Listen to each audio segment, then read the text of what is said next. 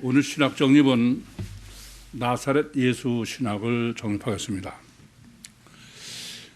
설교에서도 여러분에게 말씀드렸습니다만은 나사렛 예수라는 말이 안 되는 거예요.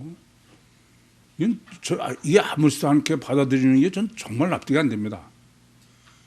뭐 성경은 물론 뭐 마태복음에서 보시는 대로 그 예수님이 물 헤롯이 죽이려고 그러니까 그래서 애굽으로 피란을 갔다가 그래서 유대 땅으로 올라오고 그러니까 그 뭐 헤롯의 아들인 마케올라가 왕이 돼서 두려워서 나사렛으로 갔다. 누가 보면은 원래 고향이 나사렛인데 근데 뭐 인구 조사를 해서 그래서 그 원래 요셉의 고향이 베들레헴이니까 베들레헴에 왔다가 거기서 예수님이 출생했다. 그러고선 천사들한테 고질하고선 그래서 도로 고향으로 돌아간 거로 그렇게 기록하고 있어요.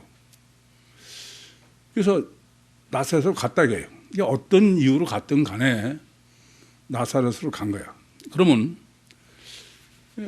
그 후에 공생의 사역을 나사렛에서 하신 게 과연 옳으냐는 겁니다.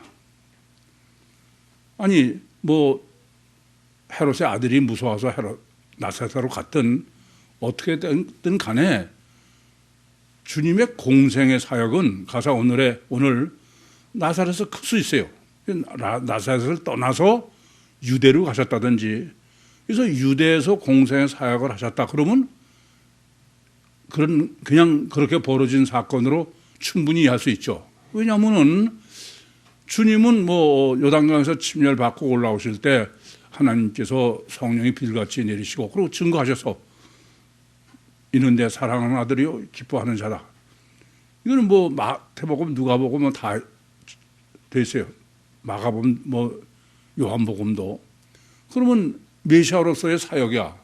그럼 메시아 사역은 당연히 유대 땅에서 유대 사람을 위해서 사역을 해. 그게 맞는 거죠. 그렇지 않습니까? 그래서 유대인들이 지금도 예루살렘 서쪽벽에서 메시아를 기다리고 있는 거야. 그런데 다 성장해서 이제 나사렛을 떠나서 공생을 시작을 하신다. 그런데 갈릴리 서신 거야. 이건 전혀 그냥 아무렇지도 않게 받아들일 수 있는 얘기가 아니에요. 그렇지 않습니까? 이게 전 사실 성경을 하나님의 말씀이라고 믿는 건 좋은데 이게 도대체 맹신을 하고 뭐 도저히 앞뒤가 안 맞는 거야. 그 신앙이라고 그러고 그게 껐다고 뭐 나사렛 예수라는 이름은 다 팔면서 그래서 그게 뭐 가장 오직 성경, 오직 예수, 오직 믿음이라고 그러면서 미혹하는 겁니다. 이게 참 너무 답답하고 안타까워. 말만 하나님의 말씀이라고 믿고 뭐 그런다는 거지. 그게 하나님의 말씀으로 믿는 게 그게 얘기가 되는 겁니까? 그래서 여러분들이 제가 그 코일을 하실 때도 괜히 시잘데없는 얘기하고 그러면 안 돼. 정말 본문을 고민한 얘기를 해야지. 예? 뭐 요새 찾아다녀서 모르지만 제가 그 전에 코일에 따라다니다가 가보면서 이건 안 되겠다 도저히. 자기들이 고민해야지. 왜냐하면요. 조금 뭐 신앙생활을 뭐 구익해서 오래 했다든지 어쩌고 그러면 실제로는 다 자기가 설득을 하는 거야. 자기 주장을 하는 거야. 이건 또 말씀드리지만 이건 아주 무서워요. 잘못하면은 상대방이 스칸달리저에 걸리게 할 수 있어. 믿는 소자한테야. 근데 거기다 대고서 내가 얘기하는 거는 제가 보면 다 육적이야. 육적인 사람이 가장 말이 많어. 그러면 지금 아직 나를 믿는 소자야. 그러면 그게 맞는가 보다. 그게 큰일 나는 일이야, 이게.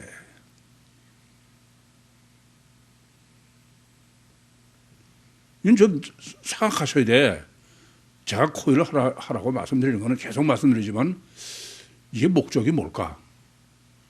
서로 그것 때문에 토론하고 그러면 맞아. 근데 거의 대부분 그렇잖아. 전부 누가 제일 그 중에서 말빨이 세냐지 뭐. 그걸 가지고 다른 사람한테 다 자기 주장하는 거야.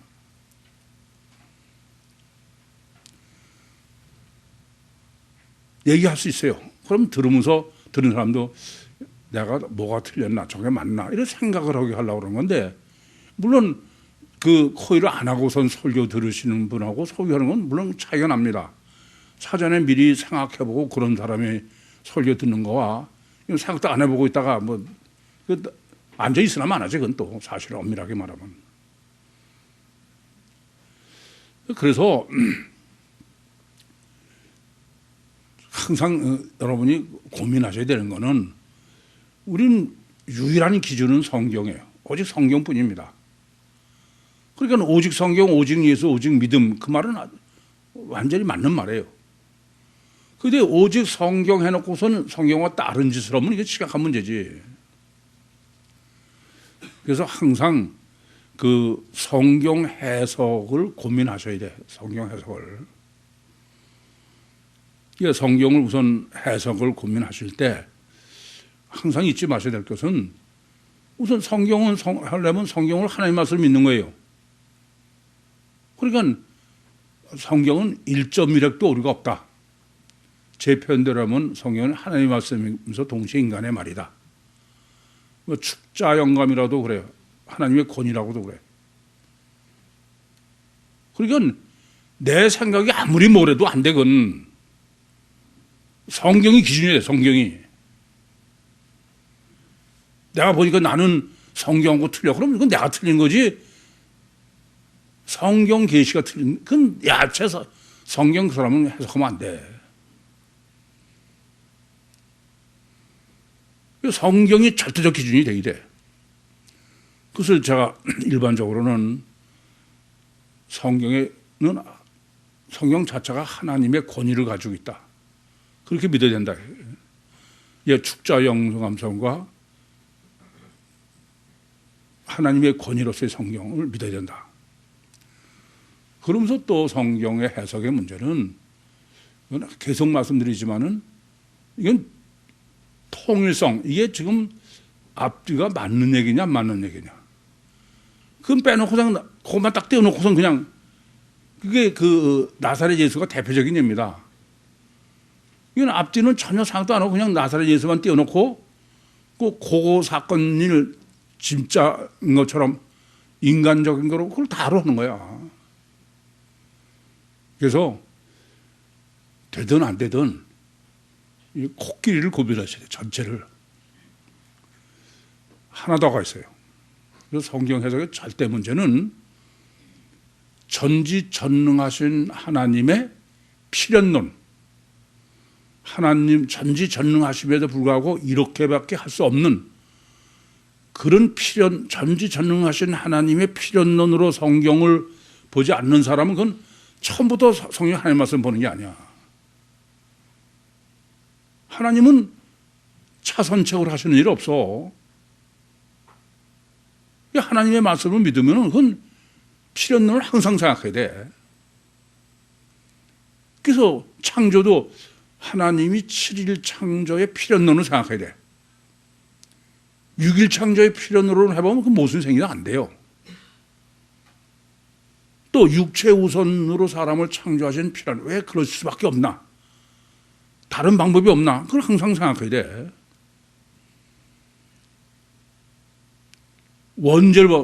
원죄의 필연성이야. 그 필연성을 빼놓고 하는 건 성경 해석하는 게 아니에요. 그러니까 제가 늘 육체 우선 이중체는 원죄는 필연이다. 그런 논리적 원리적인 정립을 해야지. 무슨 선악관을 왜 거다 놔서 말썽이야, 무슨 선악과가 사과냐, 이런 미친 소리 하면 안 돼, 이건. 마찬가지예요. 여러분, 제가 보면 참 어처구니가 없는 게 할례도 이건 필요는 생각해야 돼. 왜 하나님은 할례 상태로 사람을 창조하지 않고 무할례 상태로 창조하셔서 할례를 절대 내놓으셨나? 그 생각을 안 하는 거야.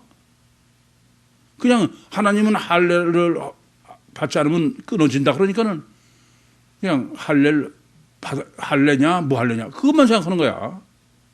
그건 성경을 그렇게 해석하면 전혀 안 되는 겁니다. 제발 성경을 보시면서 하나님이 필연 이럴 수밖에 없으신 거로 생각해야 돼. 아시겠어요? 그렇지 않은 건 성경 해석이 아닙니다. 그렇게 보면은 왜 처녀 잉태를 하세요? 그 필연을 생각해야 돼. 그 처녀 잉태의 필연으로 생각하는 게 피복음자들은 보혈 때문에. 그러면 그게 앞뒤가 맞나 생각해야 돼. 아니, 그럴 수 있어. 그렇다고 그럽시다. 그러면 그럴 수밖에 없는 필연 논리 되냐, 이게. 그러면 짐승의 피로 해도 속죄할 수 있는데,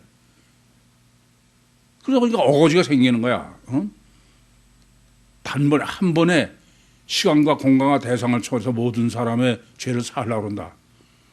그러면 모순이 생기죠. 왜요? 그건 물질인 피 자체의 능력이 있어야 돼. 물질이 보이는 게, 물질은 다 변화돼야 어떤 거든지. 그게 시공을 초월한 영적 능력이 있다. 그건 애초부터 사고 체계가 문제가 있는 거예요. 그래서 늘 제가 고린도후서 4장 18절 보이는 것은 잠깐이요 보이지 않는 게 영원한 것이다. 시간과 공간을 쳐서 영원하려면 그건 물질계는 그건 전혀 수 없는 일이다 이런 말이에요. 이 처녀 잉태의 필연은 어떤 것일까? 이 성육신 신인 메시아의 절대 필연이어야 돼. 분으로서. 그게 처녀 잉태예요. 성경은. 그리고 처녀 잉태는 십자가에 죽고 그걸 부활한 거야. 전부 필연이어야 돼. 필연. 그러니까 십자가에 못 박히는 것도 필연이어야 되고 부활도 필연이어야 돼. 그것은 처녀 잉태 마태복음 1장 18절에서 25절에 정립한 것처럼 그것은 육체 우선 이중체. 그것 때문에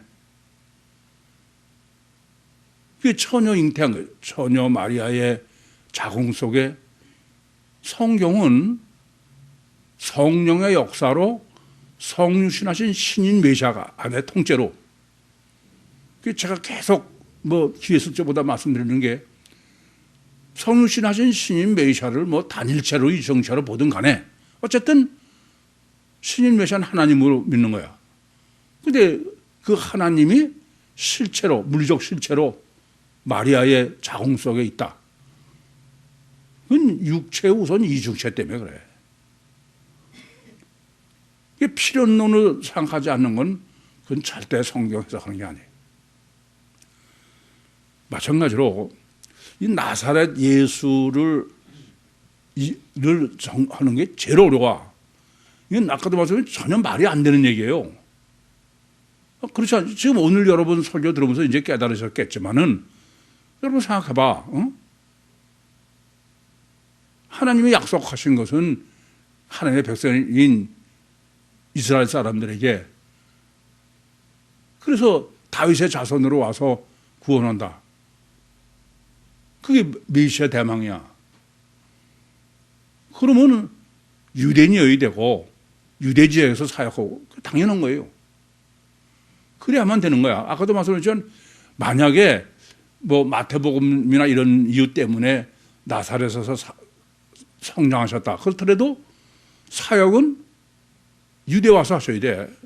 아니 요한복음 7장 3절부터 5절까지 보면은 주님이 그 자기 형제들이 그러는 거야. 아니 나타내기를 구하면서 숨어서 일하는 사람이 어딨냐 이거야. 근데 왜 예루살렘으로 가자고 그러면은 자꾸 안 가시고 숨냐 이거야. 일부러 안 가신 거죠. 그렇지 않습니까? 아니 어려서 뭐 그래가지고 나사렛에서 크셨다 그러면 공생 사역은 유대에 가서 하셔야 돼. 근데 공생 사역은 오늘 본문대로 이방 땅인 흑암의 갈릴리에서 공생의 사역을 하시고 예루살렘은 죽으러 가시는 거야. 그게 아무렇지 않게 그거를 응? 에이, 참 너무 답답해. 지금도 마찬가지예요. 피복음 중에 하나가 아니 지금 이 본문에 의하면은 주님은 이 땅에 이방 땅에서 이방인을 구하러 온 거야. 그래 안 그래요? 이건 지금 얘기해도 다 미친 소리를 들어.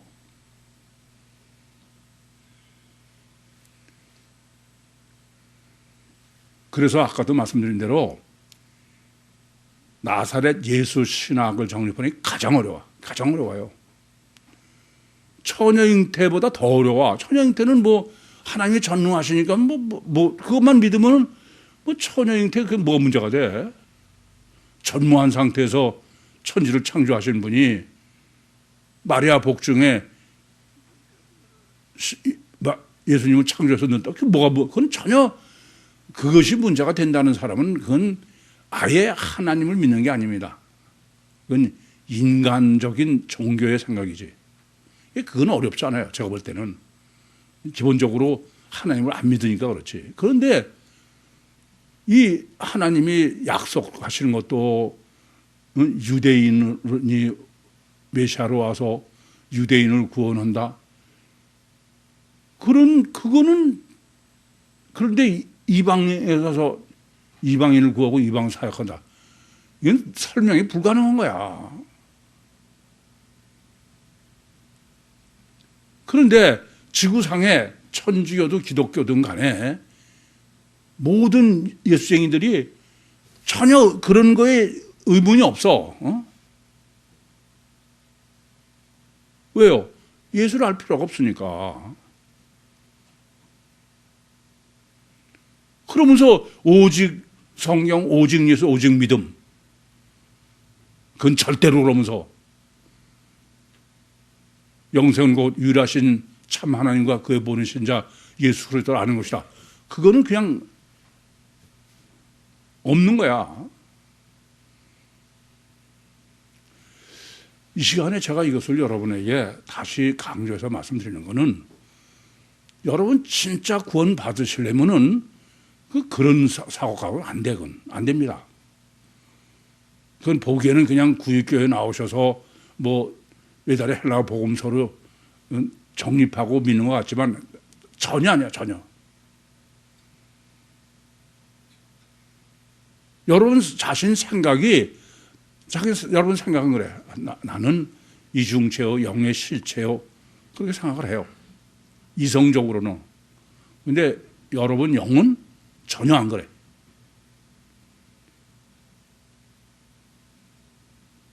이걸 아셔야 돼. 이걸 정말 진지하게 고민해야지 그냥 뭐 그래 나는 아직 아니야 그런 정도 가지고 안 돼. 이건 절대로 완전히 깨져야 되는 문제야.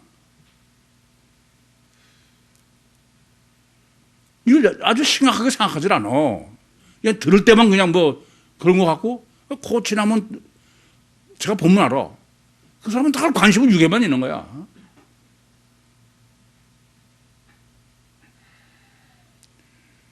그건 안 돼요. 점점 내가 육에만 관심이 있던 게 영에로 관심이 바뀌어가야 돼.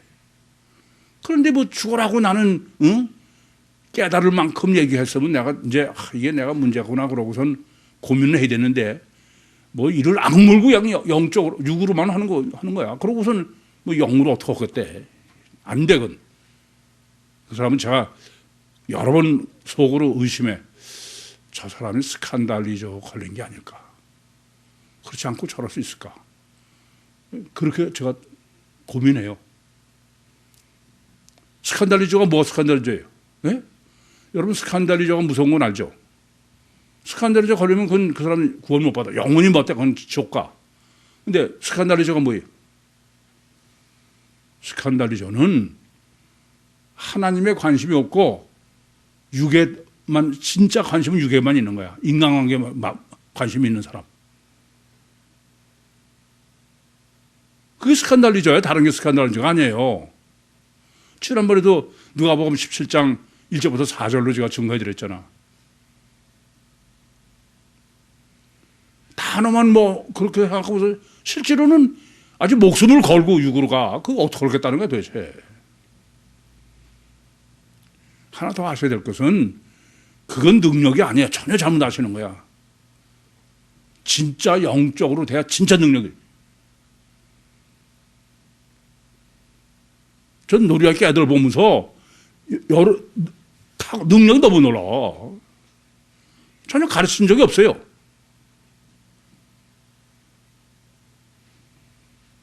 여러분 이런 안무를 해서 되는 게 아니야. 그래서 제가 늘 말씀드리면 관심이 어디냐, 관심이 도대체. 예?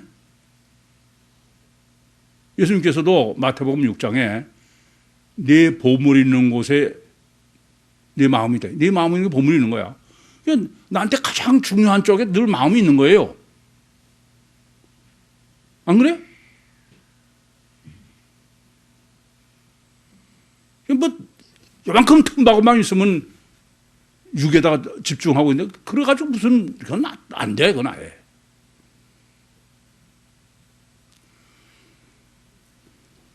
그래서 나사렛 예수의 신학은 뭐냐? 그것은 우선 그 엘로힘의 설정은 이중체 이중 본능의 신인 메시아가 이중체 이중 본능의 육신의 인간을 구원하시는 거예요. 예? 단체끼리의 게임이 아니라. 그래서 이중체 이중 본능이란 말 자체는 그건 무슨 말이냐면 겉의 육은 보이는 육은 뱁새라는 얘기야. 그리고 진짜 주체인 전능 초월적인 것은 안 보이는 영이라는 거예요. 그래서 우선 이렇게 인간이 이중체 이중 본능의 인간을 이중체 이중 본능의 신인 메시아가 구원하려면은 그걸 어떻게 우리가 구별할 거냐? 아니 성령의 역사로 무슨 안에 들여다보면 모를까? 그러지는 알 수가 없잖아요. 그래서 이 점을 잊지 마셔. 창세기 37장의 요셉 설정이 대단히 놀라운 거야. 우리가 봐가지고선 이중체 이중 본능의 신인 메시아를 먼저 구별할 수 있는 기준을 설정해 주신 거야. 그래서 요셉이 형제들에게서 팔려가지고 애굽으로 가서 애굽 가서 총리 대신이 돼가지고 그래서 총리 대신이 된 요셉이 만민을 구원하는 거죠. 애굽 사람뿐이 아니라 기근의 문제로. 그걸 그렇게 해석하는 것이 맞냐? 그것은 이미 예레미야서 31장 15절이 그 해석을 완전하게 해줬다. 그렇게 말씀드렸어. 그러니까 그것에 중요한 것은 첫째는 이중체 이중 본능 때문에 설정하신 거예요. 그렇지 않으면은 단일체로 사자 메시아면 그럴 필요가 하나도 없어. 그런 기준을 이 메시아가 이런 과정을 거친 메시아요. 이렇게 구원하는 거요. 이런 것을 기준을 세워놓을 필요가 없는 거야. 이게 첫째는 이중체이기 때문에 그렇다. 그래서 이제 오늘 우리가 정립하는 게 중요한 거는 왜 메시아가 지금 본문에는 이방이라고 그러는 갈릴리에서 사역을 하시느냐. 그건 성경적으로 물론 이사야서 9장 1절 2절의 성취다. 그 하나님이 1장 2절을 대뜸하셨냐. 그게 아니에요. 원리부터. 그 창세기 37장에서부터 창세기 끝까지 그게 요셉으로 설정해 놓으시고 그래서 요셉으로 설정했다는 증거가 예레미야서 31장 15절이다. 그렇게 정리해 드렸습니다. 그렇기 때문에 메시아는 실제 메시아는 이방 땅에서 사역을 해야 돼. 그게 이사야서 9장 1절과 2절이 창세기 37장과 예레미야서 31장 15절을 제가 정립한 것의 증거예요. 오늘 본문이고. 메시아는 반드시 이방 땅에서 사역을 해야 되고 이방 땅에서 구원을 해야 돼. 그러니까 육으로 보면 예루살렘에서 사역하셔야 되고 예루살렘에 구원해야 되는 것 같지만 실제로는 우리 뭐 다 구육교회에서 사역하시고 구육교회에서 구원하셔야 되는 거예요. 그 뭐 가장 오늘 뭐 확실하게 자세하게 다 성경적으로 증거해 주셔서 또 말씀드리지만 이사야서 9장 1절과 2절에 제시를 해서 약속한 것을 그 성취로 주님이 나사렛 예수가 사역을 했다. 그래서 나사렛 예수의 공생의 사역은 유대 땅에서 만약에 했다 그러면은 그것은 이중체 신인 메시아가 아니에요. 그건 창세기 37장하고 예레미야서 31장 15절에 하나님이 해놓으신 것에 일치하지 않으니까. 그래 보시면은 주님은 필연적으로 이방의 땅인 갈릴리에서 사역을 하셔야 되는데 그런데 요셉은 총리가 어떤 총리냐면은 유대인이면서 동시에 이스라엘 사람이면서 동시에 이방인이다 그랬어요. 그렇죠? 그러니까 이스라엘 히브리계 애굽 사람이 이방인이죠. 이것이 대단히 중요한 거예요. 그것은 애초부터 뭘 설정하신 거예요? 구육교회예요. 이방 사람이면서 예수쟁이. 이 점을 바로 아셔야 돼. 그게 나사렛 예수예요. 이게 워낙 이 나사렛 예수 신학이 이건 그냥 뭐 짧게 모가지고 해석해서 정립할 수 있는 게 아니야. 창세기서부터 성경 전체래이지. 그러나 이것이 우리에게 중요한 것은 다른 사람이 그러면 우리 상관없어. 뭐 그러거나 말거나. 종말 때 선택함을 받으신 여러분의 신앙이 명확해야 돼. 서신서를 제하고 외달에 헬라어 복음서로 하는 이유가 뭐예요? 그러니까 이거 뭐 진감인가 하면 안 되는 거야. 명확해지. 그래도 될까 말까 한데 얼마나 육체 우선이 강한지. 그래서 요셉이 애굽 총리로 애굽에서 사역을 한 것처럼 성육신하신 신인 메시아는 이방인데 그게 오늘 보면은 스불론과 납달리죠. 이방인 중에 그리스도인 양다리죠. 저는 그것도 굉장히 놀라워요. 뭐냐면요, 스불론은 레아의 6번째 아들이야. 레아가 아들 넷을 낳은 다음에 그 다음에 여종이 또 둘을 낳고 그 다음에 나중에 둘을 낳았어요. 그래서 레아로 치면은 스불론은 막내 6번째 아들이고 납달리는 이스라엘 전체로 따져서 6번째야. 비라가 난 건. 왜냐하면 레아가 아들 넷까지 낳았어요. 유다까지. 그러니까는 라헬이 시기가 생겨가지고 그래서 비라를 야곱한테 그래서 첫째로 난 게 단이고 두 번째로 난 게 납달리예요. 그런 다음에 그 레아가 또 아들 둘을 낳은 게 이제 그래서 여섯 번째죠. 그러나 이스라엘 전체로 보면은 납달리는 여섯 번째 여전히. 무슨 말씀이겠어요? 육적으로는 스불론은 유대인이고 납달리는 첩의 아들이다 해요. 육적으로는. 그러나 이 둘을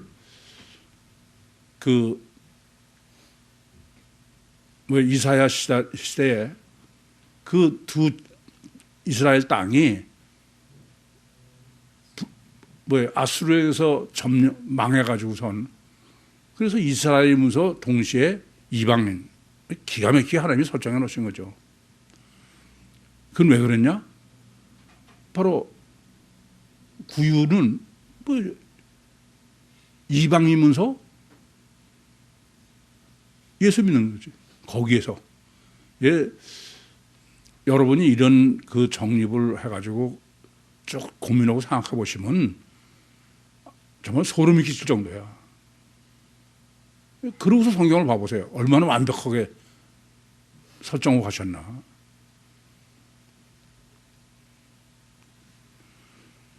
그래서 나사렛 예수의 구원은 반드시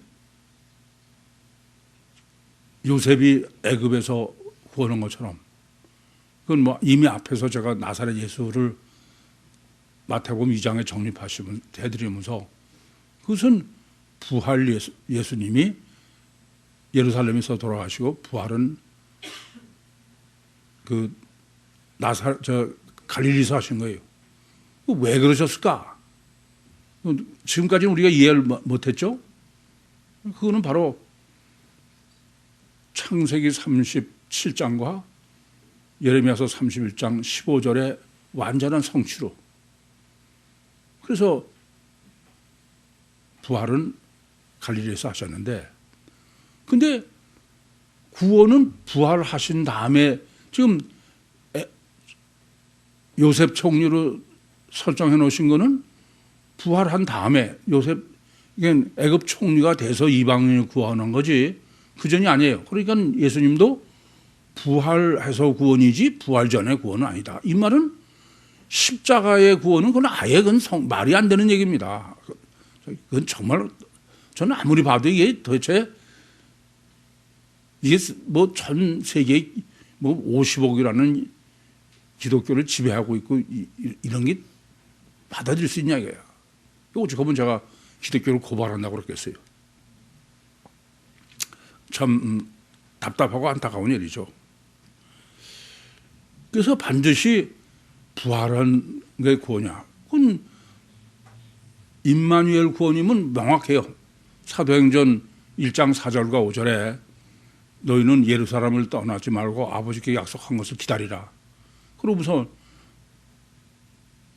요한은 물로 침례받거니와 몇 날이 못 되면 너희가 성령으로 침례받을 것이다. 그것은 창세기 32장으로 하면은 생명과고 명확하게 또 이사야서 7장 14절에 임마누엘과 이사야서 8장 8절에 임마누엘 이게 7장 14절은 신인 메시아의 임마누엘이고 나중에 가셔서 8장 8절을 자세히 보셔. 그건 신인 메시아 임마누엘이 아니야. 임마누엘 구원론이지. 그러니까 성경으로는 뭐 완벽합니다. 제가 보면 다르게 뭐 할 수가 없어. 그래서 본문에서는 가버나움에서 사셨다 이거예요. 이 가버나움이 보혜사론이다. 그래서 보혜사론까지 정립해야만 가능한 얘기죠.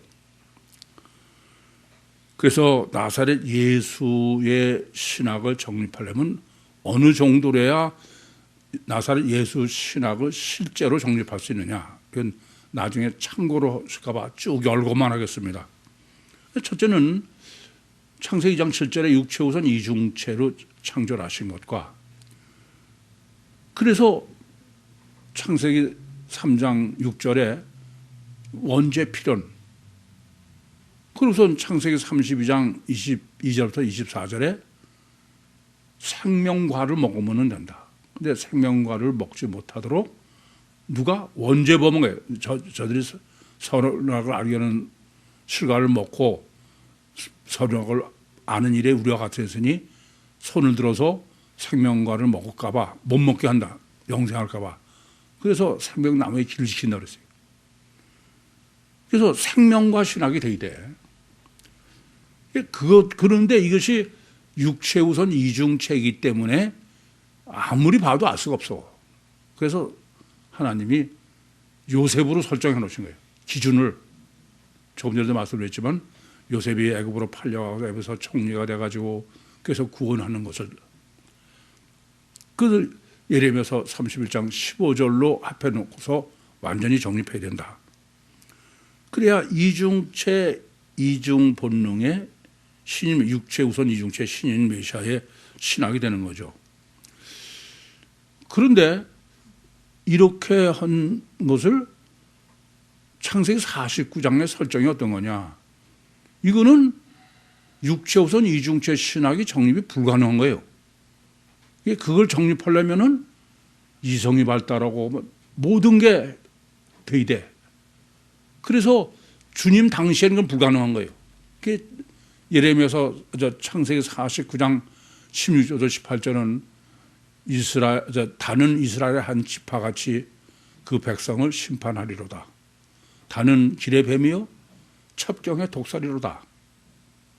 말굴무로 그 탄자를 뒤로 떨어뜨리는 자다. 여호와여 나는 주의 권을 기다리나이다. 이렇게 예비한, 그러니까 그것은 유대인에게만 놔두면은 어떤 문제가 생겨요? 유대인을 그대로 하면은 성경 없어져. 마치 해교도들이 복음서 없애듯이. 그래서 헬라어 복음서를 했다고 그랬어요. 헬라어 복음서 신학이 정립되어야 되는 거죠. 그것을 이사야 전에는 단일체 이중 본능의 신인 메시아를 계시했어요. 다윗의 자손으로. 근데 이제 이스라엘이 멸망하게 되니까 이사야부터는 이중체 이중 본능의 신인 메시아, 이중체 이중 본능의 구원. 그래서 이사야 7장 14절이고 천양이 대 아들 낳으리니 그 이름이 임마누엘이라. 그러면서 9장 6절이나 11장 1절 2절에 이중체 이중 본능의 신인 메시아를 계속 계시한 것입니다. 그래서 그것은 신인 메시아뿐이 아니라 이게 생명과를 먹는 구원론을 임마누엘로, 그래서 이사야 8장 8절에 계시한 우선 바로 고당 9장이며 9장에 오늘 바로 그 흑암의 땅, 이방 땅, 갈릴리, 스불론, 납달리, 이건 오늘 설교에서 이건 다 정리해드렸죠. 그렇게 계시하고선 그 성취가 오늘 본문인 거예요. 그런데 제가 참 놀라는 거는 제가 사도행전을 정립하지 않았으면 요단강 저편을 동편으로 지중해에서 대서양에서 태평양으로 구육교회로 그거 정립 불가능해. 그래서 하나님은 완벽하게 다 준비시키셨어 거기까지. 그래서 히브리서를 그러니까 못하게 하시고. 저는 오늘 이걸 정립하면서 이걸 정확하게 아까도 말씀드렸지만 다시는 아무도 정립 못, 그냥 유사일에 딱 한 번 정립을 하는 거예요. 그걸 완벽하게 준비시키지 않으면 이건 안 돼. 제가 간단하게 말씀드리지만 이걸 하기 위해서 준비시키면 저는 아주 기절할 노릇이야, 그냥. 그렇게 해서 외다리 헬라어 복음서 정복. 그러니 외다리 헬라어 복음서가 어떤 거예요? 그렇게 앉아서 졸다가 할 수 있는 게 아니야. 참 아주 그냥 조금 전에도 말씀드렸지만 단 한 번밖에 없어. 어떡하겠어요? 뭐 성령이 역사하셔야지. 본문 보겠습니다. 요한이 잡힘을 들으시고 갈릴리로 몰아가셨다가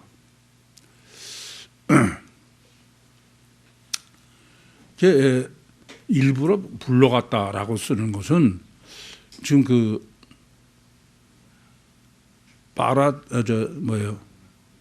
뒤로 아나코레오인데 뒤로 가다 이러는 것이죠. 근데 그것은 사실은 그 원문대로는 왜 단어를 직접 해석하면은 오히려 한 단계 올라간 거야. 그런 무슨 뜻이냐면은 육적으로는 자기 삶을 다 살고 준비가 돼서 이제 공생의 사역을 하시려고 가셨다. 그런 의미가 되는 겁니다, 사실은. 그런데 거기에 갈릴리를 쓴 거예요. 이게 갈릴리 사실 쓸 필요가 없어요. 그 다음에 이방의 갈릴리가 나오지 않습니까? 그런데 갈릴리로 가셨다. 그 말은 갈릴리를 두 번 쓰려고. 이중체. 어쨌거나 육체우선 이중체를 신학으로 정립하고 육체우선 이중체를 실제로 믿는 거는 그건 천지 개벽을 해야 되는 일이지 안 되는 일이에요. 어? 눈 말똥말똥 뜨고 저 본다고 된 거 아니야, 그건. 그건 여러분 이성이지. 아주 제가 지금 진짜 환장하고서 그렇잖아요. 제가 그런 것을 여러분의 그런 걸 안 보여. 그러면은 나도 마음이 편하지 뭐 그럴 거 없어. 근데 그걸 보면은 너무 괴로운 거야. 정말 괴로워. 너무 괴로워. 그래서 저는 예수님이 평생 웃으셨다는 얘기는 없잖아요. 이해가 돼. 이해가 돼. 나사렛을 떠나 스불론과 납달리 지경 해변에 있는 가버나움에 가서 사시니. 나사렛을 떠났다. 뭐 왜 꼭 그 얘기를 하느냐. 이미 말씀드렸죠? 그건 이제 누가복음 2장 52절 말씀대로 자기 자신을 위해서 살았다. 그거는 육체 우선이니까 얘기가 되는 거야. 아니 단체 같으면은 백말 타고 내려왔었는데 그런 발전태라는 게 있을 수 없죠. 성경은 육체 우선 이중체로 볼 수밖에 없도록 써 있어 사실은. 그런데 죽어라고 지 맘대로 보는 거야. 마귀가 제일 좋아할 사람들이지. 그리고 수불론과 납달리는 뭐 이미 여러 번 말씀드렸으니까 꼭 둘을 꼬집어 하는 거는 이스라엘 땅이면서 이방인 땅, 또 이중체 여러 가지 목적이 있죠. 지경이다, 국경이다 이런 거야. 그러니까 특별히 땅을 강조하는 게 지경은 국경 이런 거는 이방 땅을 강조하려고. 근데 이방이면서 유대 땅. 해변에 있는 그 해변이 이건 원어도 그냥 해변이야. 바다 옆에 바닷가. 그건 육지와 바다가 만나는 곳 이런 거죠. 예? 가버나움에 가서 사셨다. 여러분 보실 때 요한복음 20장 30절과 31절에 웬만한 건 기록 안 한다고 그랬어요. 근데 뭐 해변에서 살았다. 그게 엄청난 강조법이지. 그냥 뭐 실제로 가버나움이 해변에 있으니까 물론 있으니까 썼어. 그냥 그거 다 씁니까? 그런 거 아니에요. 그건 심각하게 생각해야 돼. 그래서 가버나움은 어떤 거냐면 가버나움은 의미가 위로의 집, 파라크레토스. 아시겠죠? 거기서 산다라는 거죠. 거기서 거주하고 있는 거예요. 그러니까 주님 자체도 육체우선 이정체의 임마누엘이요 구원사역도 육체우선 이중에 임마누엘이다. 그러면서 그 다음 그 14절이 이에 선지자 이사야로 하신 말씀을 이루려 하심이라 하니라. 선지자 이사야로 하신 말씀, 그게 레마예요, 레마. 그것이 완전히 성취된 거다 이겁니다. 그게 벌써 몇백 년 전에 한 게 그대로 성취됐다 그런 얘기죠. 그런데 그게 이사야서 9장 1절과 2절이야. 근데 9장 1절과 2절에 이 본문에 지금 예언하기 전에 하나님이 뭐를 또 예언하셨냐면은 이사야서 7장 14절에 처녀의 잉타의 아들을 낳으리 임마누엘이라. 그리고 8장 8절에 또 임마누엘. 딱 구약의 임마누엘은 두 번 써 있어. 두 번밖에 안 써 있어. 사실은 여러분들도 성경 읽으시면서 항상 그 생각을 했어야 돼. 왜 두 번을 썼을까? 근데 7장 14절은 명확해. 근데 8장 8절은 사실 이해가 안 돼요. 오늘은 이제 다 이해하시지. 그래서 그것은 주님 자신도 임마누엘 하신 분이고 구원 사역도 임마누엘이다. 육체우선 이중체 임마누엘이다. 임마누엘 말 자체는 육체우선 이중체에만 해당되는 얘기야. 그 속에 들어와 계신 거니까. 스불론과 납달리 땅과 요단강 저편 해변 길과 이방의 갈릴리여. 스불론, 납달리 뭐 이미 말씀드려서 스불론은 레아의 아들이고 납달리는 그 빌하의 아들인데 둘 다 이스라엘의 12지파입니다. 그렇기 때문에 그 스불론 땅이나 납달리 땅은 이스라엘 땅이지 이방 땅이 아니에요. 근데 이거를 지금 이스라엘 땅이라는 건 다 아는 얘기야. 거기다가 이방으로 지금 이방 갈릴리여 그런 말은. 그래 그건 무슨 말이냐면 강조법은 이스라엘 땅이면서 동시에 이방 땅. 이 기가 막힌 설정이야. 그건 이미 제가 창세기 49장을 할 때 그 어떻게 했어요? 그 다른 이스라엘 한 지파 같이 다른 이스라엘 지파 이스라엘 민족이 아니야. 근데 이방인이 되게요.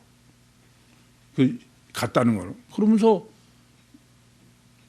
길의 뱀이요 독사의 첩경이로다. 근데 그 다는 세계 전 민족의 단군 조선 우리밖에 없어. 그 단군 중에서도 누구냐면은 주여 나는 주의 권한을 기다리다. 그러면 메시아를 기다리고 있는 쪽이야. 그러니까 단 중에서도 우리 단군 조선 중에서도 그리스도인이죠. 예수 믿는. 그래서 이방인도 동시에 이스라엘 이렇게 스불론과 납달리로 좀 설정했다 그래 봤습니다. 그러면서 요단강 저편이야. 이건 여러분 그런 생각 했어요? 해봤어? 제가 보면요, 이건 생각을 안 할 수가 없게 써 있어요. 왜냐하면은 구약 성경 읽어보면은 구약 성경에는 저는 도대체 많이 그래서 아니 이건 지금 요단강 서쪽을 얘기하나 동쪽을 얘기하나. 왜냐하면 그냥 아무 말 없이 요단강 저편. 그럴 적마다 저는 이게 도대체 어딜까? 그런 생각을 안 할 수 없게 해놨어요. 그 목적은 뭐예요? 오늘 본문 해석하려고 그런 거야. 그런데 요단강 저편에 지금 이방의 갈릴리요. 그 말은 요단강 동쪽이지 서쪽일 수가 없는 거야. 그리고 해변의 길이요. 이건 해변의 길이 아니야. 바닷길이지, 바닷길. 그 바닷길로 갈 수 있는 곳이다, 이게만. 요단강 동쪽은 다른 방법은 없어. 다른 바닷길로 가려면은 사도행전 27장과 28장이지. 가이사르에서 배로 지중해를 거쳐서 대서양을 거쳐서 태평양을 거쳐서 그렇게 예수쟁이 다닌 구육교회를 도착하는 것은 그 길밖에 없어. 그게 본문이죠. 참 깜짝 놀라겠어. 깜짝 놀래.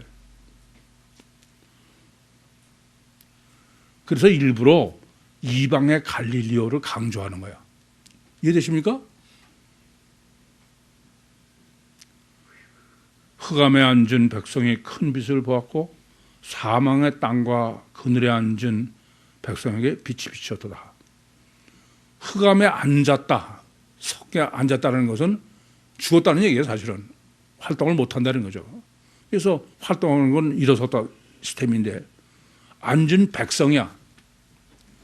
그 말은 무엇이에요? 이방인이다. 이방인. 거기에 큰 빛을 보았다는 거예요. 이방인이.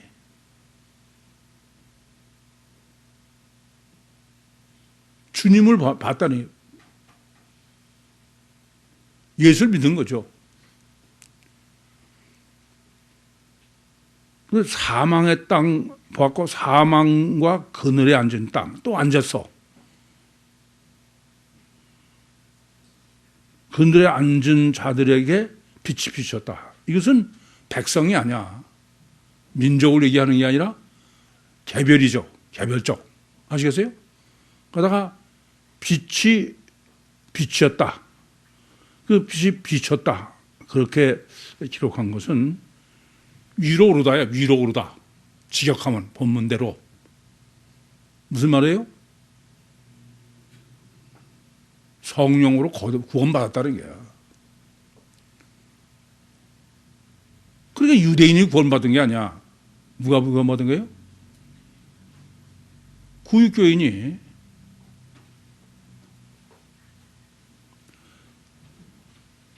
그래서 그것에 빛이 비쳤다 그랬어요. 질문 있습니까? 다시 말씀드리지만은 여러분이 지금 제가 들은 거를 암기하거나 그런 거 아니야. 백지로 놓고 정말 나사렛 예수를 정립해 보셔야 돼. 모르면 성경 앞에 또 뭐 창세기 자꾸 이래서도 못은 없게. 이건 왜냐하면 다시는 기회가 없어요. 이거는 할 기회가 없습니다. 근데 이거는 사실 가장 어려워. 우리는 그냥 맹시하니까 그렇지. 생각해 보세요.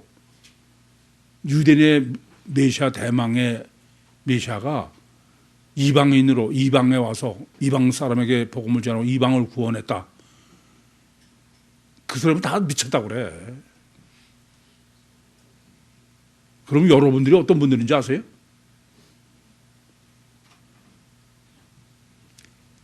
마치겠습니다.